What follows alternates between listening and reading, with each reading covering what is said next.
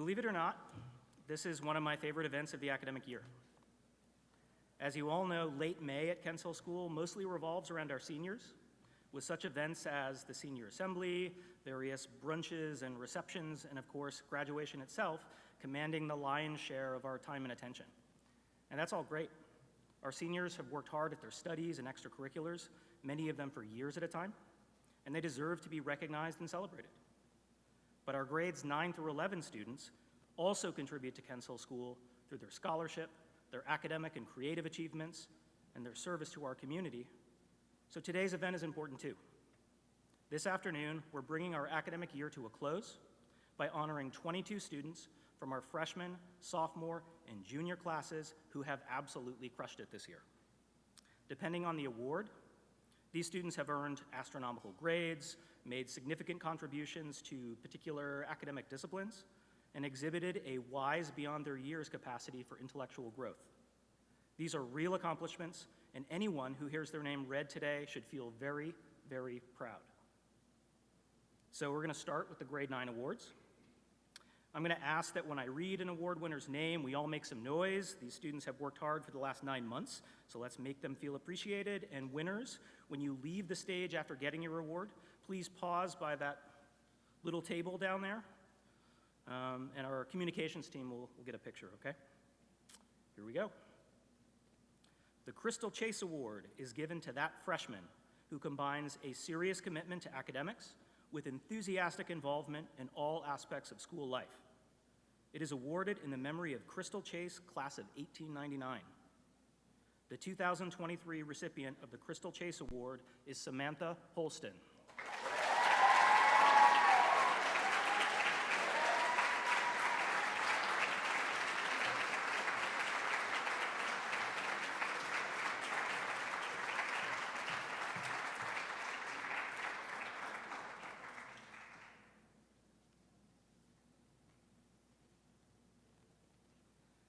The Warren E. Tamaris Award is presented annually to the freshmen who, through their character, scholarship, and dedication, best exemplifies the educational philosophy of Mr. Tamaris, to do your best. The 2023 recipient of the Warren E. Tamaris Award is Gianni Meadows.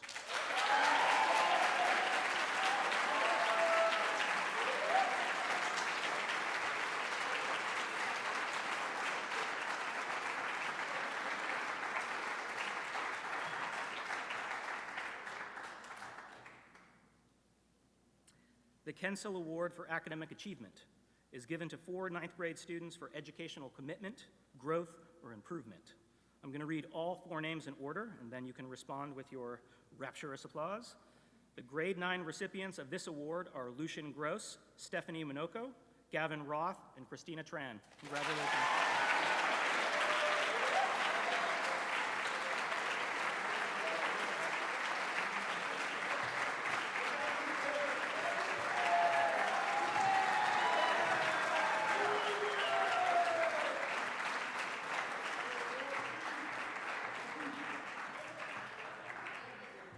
That was rapturous. That's good. Gavin.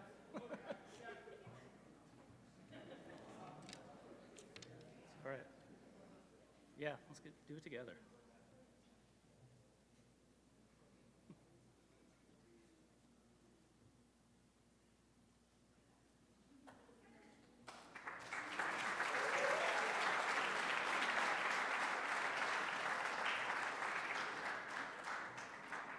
This has been an interesting school year for all kinds of reasons. Like many of you, I've already started my own process of end-of-year reflection. And one of the things I keep coming back to is the sheer number of people, both young and not so young, who have come and gone since September. This is always part of the experience. We all know that boarding school isn't for everyone, but it's felt unusually acute this year. In fact, as many of you know, our teaching faculty has experienced something of a makeover in the past 9 or 10 months. Due to a variety of factors, we have said goodbye to several teachers and either hired replacements or reassigned their duties. Intro to Sci-Fi students, you might recall that this is how you got stuck with me. Today's faculty speaker was right in the middle of all that. As our Dean of Faculty, she was the person hiring, training, and supporting new teachers, And she did that while managing her own formidable teaching load and continuing to look for joy in the work. I think it's safe to say that she has a perspective on the year that is unique and worth hearing. So please join me in welcoming this year's faculty speaker, Ms. Katie Petrillo.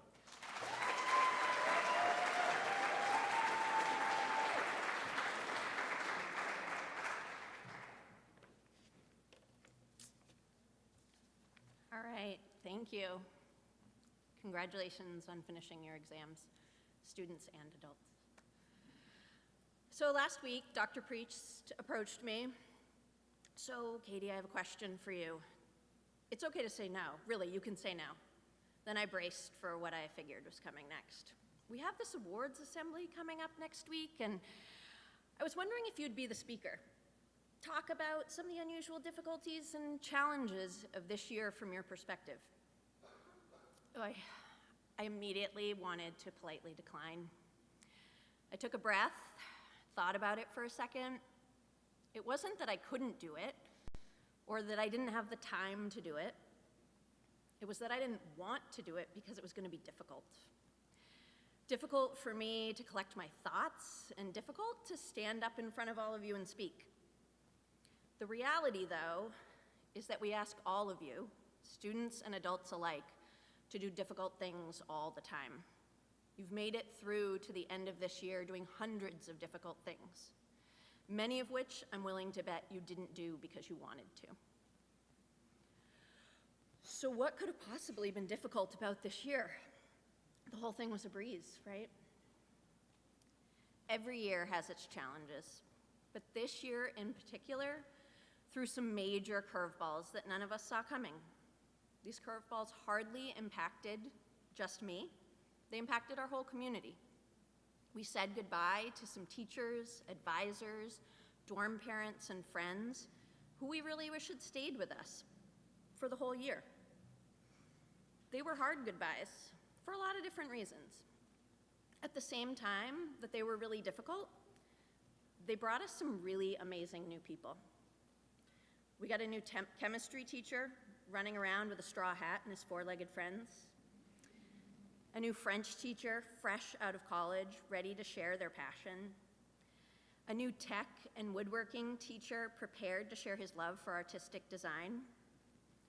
We saw someone step up into a role for student accountability when we really needed it. And endless community members of all ages who stepped up in ways to support one another. All of these things happened out of the goodbyes that we didn't want to have. To be clear, I'm not saying that I wanted these things to happen, and I definitely don't want them to happen again.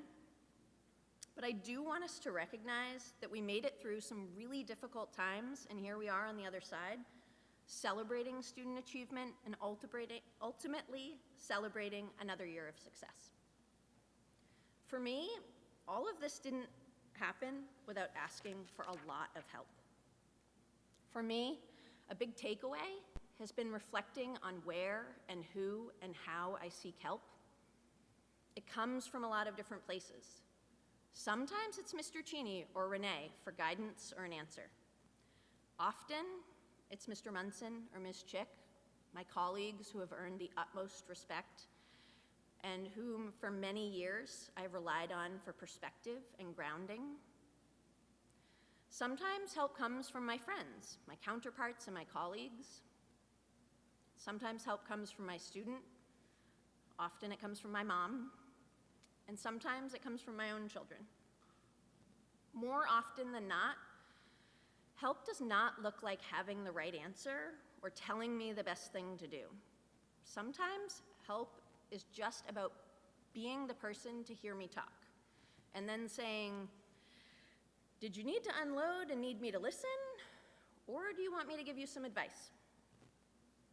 For me, sometimes I need someone to help me make the right decision, and other times I need to listen to someone else's perspective and make the decision that's right for me. Sometimes the best help I get on a stressful morning is walking into calculus class and taking bets on how many minutes late George is going to be, because it makes a bunch of us laugh, and sometimes that's what you need for 8:30 calculus. Gabe and Will, my 3 and 5-year-olds, can be the best help that I can get in stressful moments. Granted, they are definitely as much of a distraction as they are help when it comes to getting work done, but the greatest help that they give me is somewhere to find a smile and the joy that they bring when I take a moment to pause from the things that are stressful and that are difficult. Sometimes that's them caked in mud, or bringing me the most beautiful rock they've ever found. Sometimes that's looking out my kitchen window and seeing them attempt to play spike ball with the guys from Davis and Wesleyan. And always, it's their hugs. Finding joy, finding something to make you smile, finding something that clears your head might be the help you need in the most difficult moments.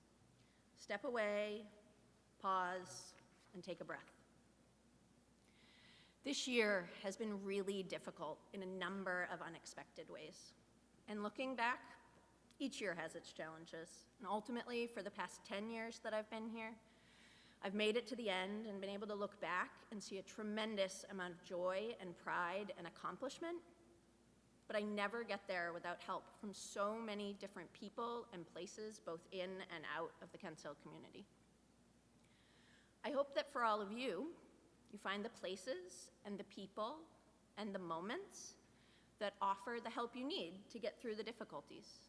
I hope that you find your trusted adults, your teacher, your coach, your advisor, someone who isn't even on campus. I hope that you have a trusted peer. I hope that you have a place that makes you smile. I hope that you know that in all of these difficult times, there are places and people and things around you to help make things better and get you through. I hope that you find what that place is for you. And better yet, I hope that you are that person for someone else. I hope that you are the person that makes something a lot less difficult for someone else around you. You've all made it to the end of a difficult, challenging, and exciting year, and you should be proud of how far you've come. Congratulations to all of you, students and adults, for making it through. It is a really, really exciting time, and you've earned it. Thank you.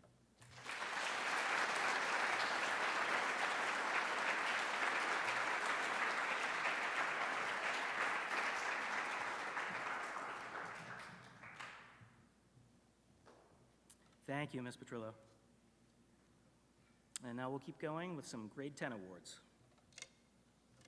The Glenn Dana Award was established by the class of 1974 in memory of their classmate, Glenn Alexander Dana. It is awarded to a student who demonstrates academic and athletic promise, respect for others, and a zest for life. The 2023 recipient is Layla Brady.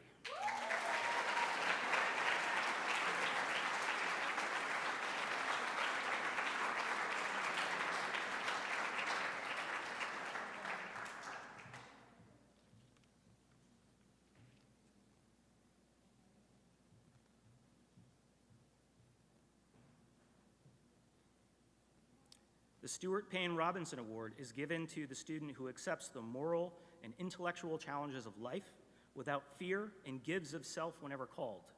The 2023 recipient of the Stuart Payne Robinson Award is William Precourt.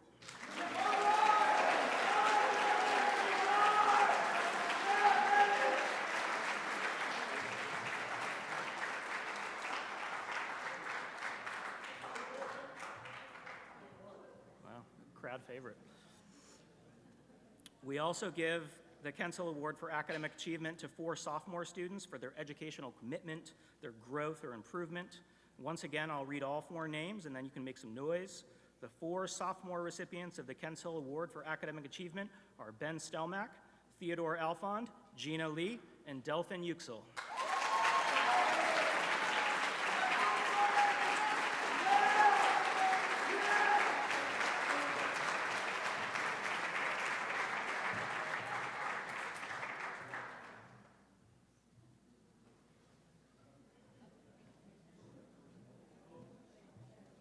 Try to get another group picture.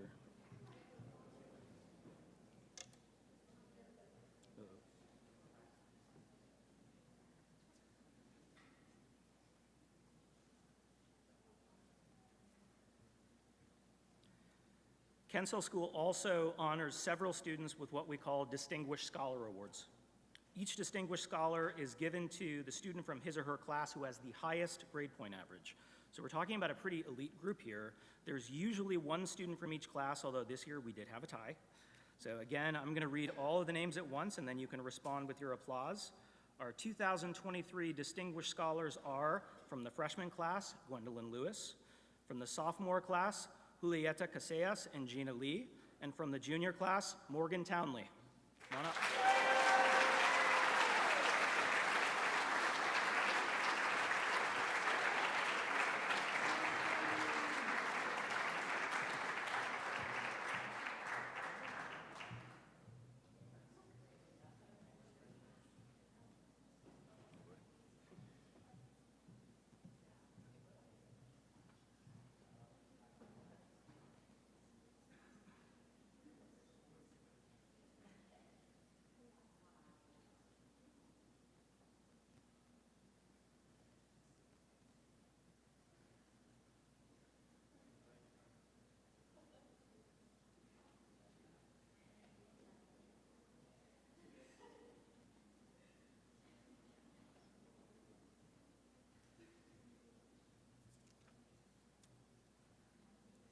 Our final set of awards is devoted to this year's 11th graders, and it ends with 4 very important prizes, the so-called College Book Awards, given by alumni of Smith, Williams, Dartmouth, and Yale in partnership with Kensal School.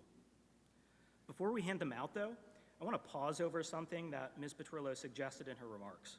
Every year in the boarding school universe is a journey. Each year has its ups and downs for faculty and students alike, and there is no success story that doesn't include obstacles, frustrations, even failures. Sometimes it even feels as though the world itself is conspiring to make things difficult by intruding with its problems and constant negativity. For many of us, this is why community is so important. It's the people on our campus who not only make the journey worth it, but who help us clear every hurdle and dodge every pitfall. In fact, as today's student speaker observes, finding success, academic or otherwise, sometimes means finding your community first. Here to share her junior year wisdom is Nicole Akaho.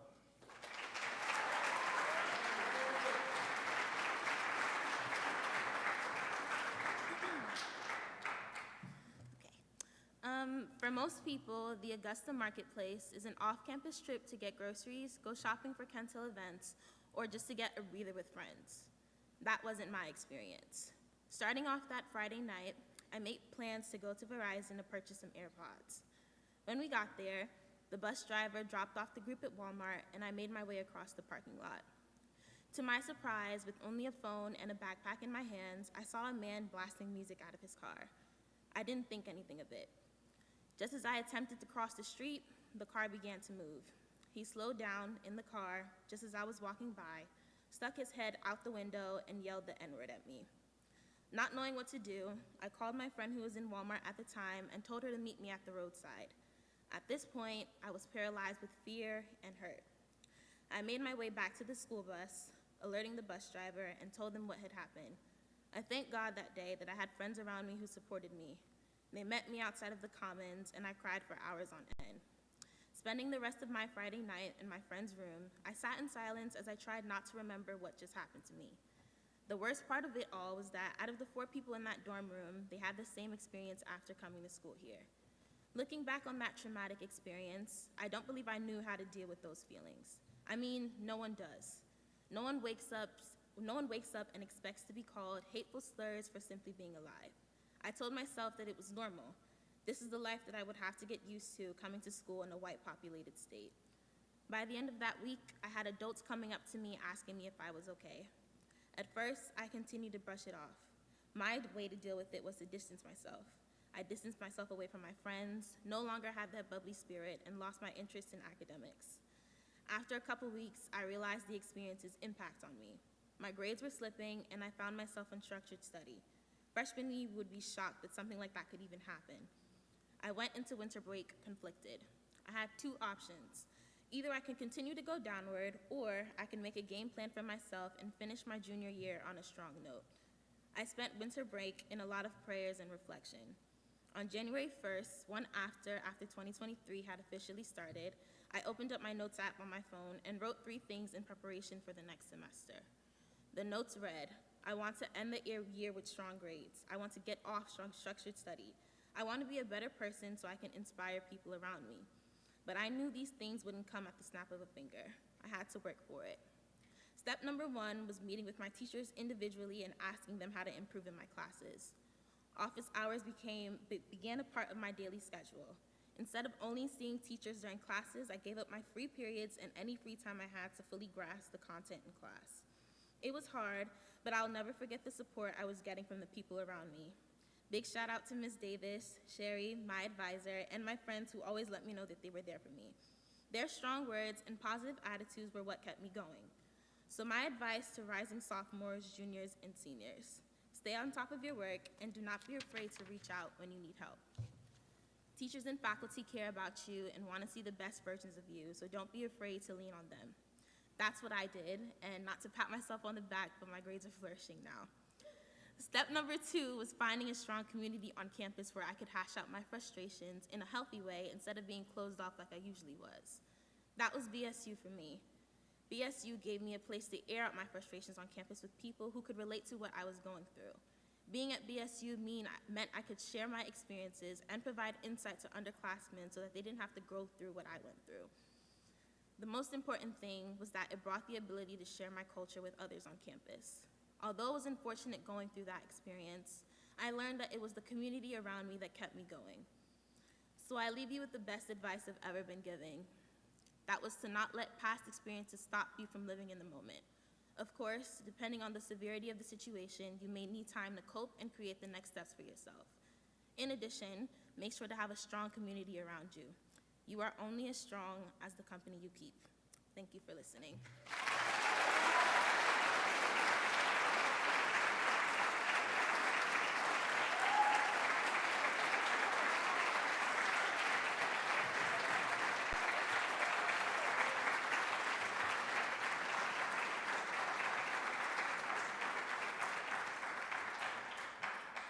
That was fabulous, Nicole. Thank you. This year's winner of the Rensselaer Medal is Gabrielle Lewis.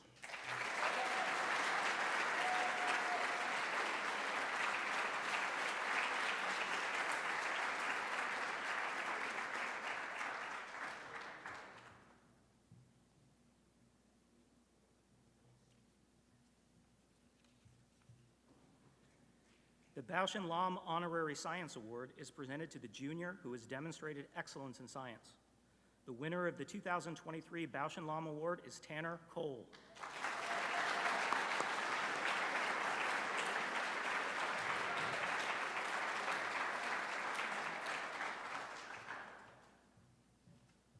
The Eric Nessler Plote Award is awarded to a junior in memory of Eric Plote, class of 1989, who became a leader of this school community through his own determination, perseverance, and goodwill. This year's Plote Award recipient is Abigail Graham.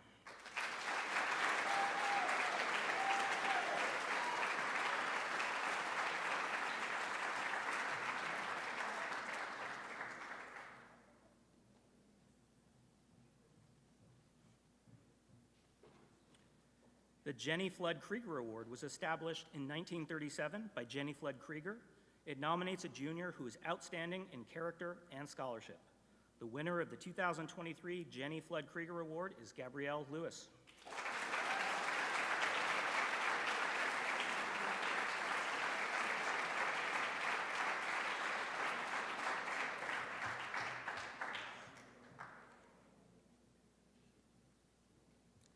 The William W. Dunn Award is given in memory of William W. Dunn, headmaster of Kensal School from 1942 to 1965, whose lifelong interest was to develop in every student the desire to achieve his or her individual potential and to serve the community.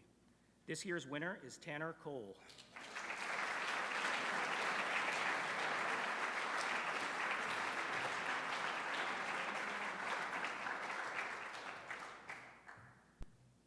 Historically, the Cameron Dow Class of 2012 scholarship was awarded to a male boarding student rising into the 12th grade who, like Cameron, was quietly altruistic, a loyal and respected friend, had compassion for all living things, and possessed an innate wisdom and courage beyond his years.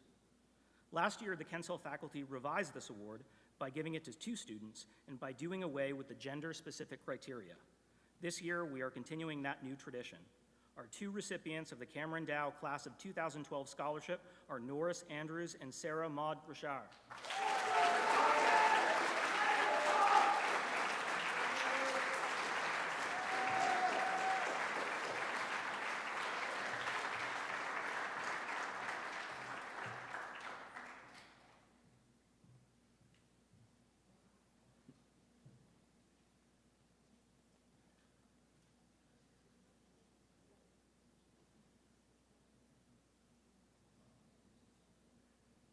The Phi Beta Kappa Award is given to a junior who is striving to go on to higher education and who has demonstrated intellectual curiosity and achievement beyond the classroom.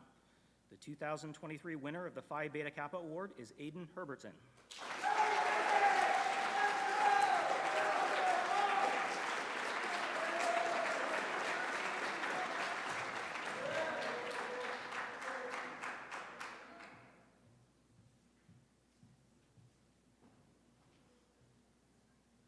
And now for the College Book Awards.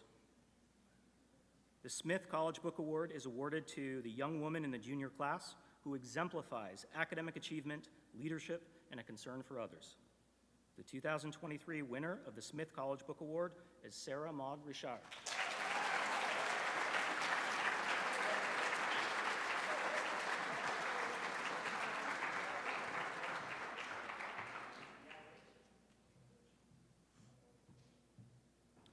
The Williams Book Award is given to a junior who has demonstrated intellectual leadership and has made significant contributions to the extracurricular life of the school. The 2023 recipient of the Williams Book Award is Nicole Akaho.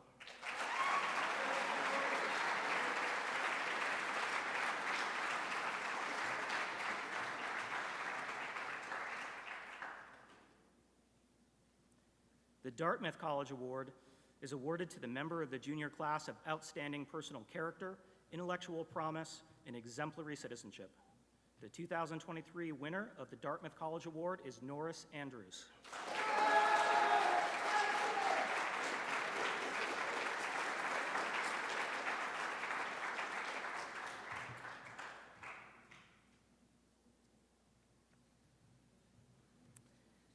And finally, the Yale Book Award is awarded to a member of the junior class of outstanding personal character and intellectual promise. The 2023 recipient of the Yale Book Award is Morgan Townley.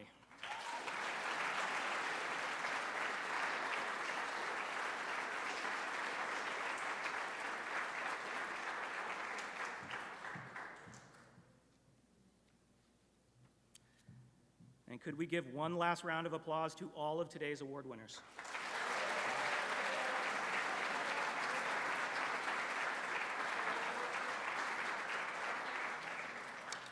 I'd like to ask all of today's recipients to hang around for a group picture. Everyone else can go. Have a great summer.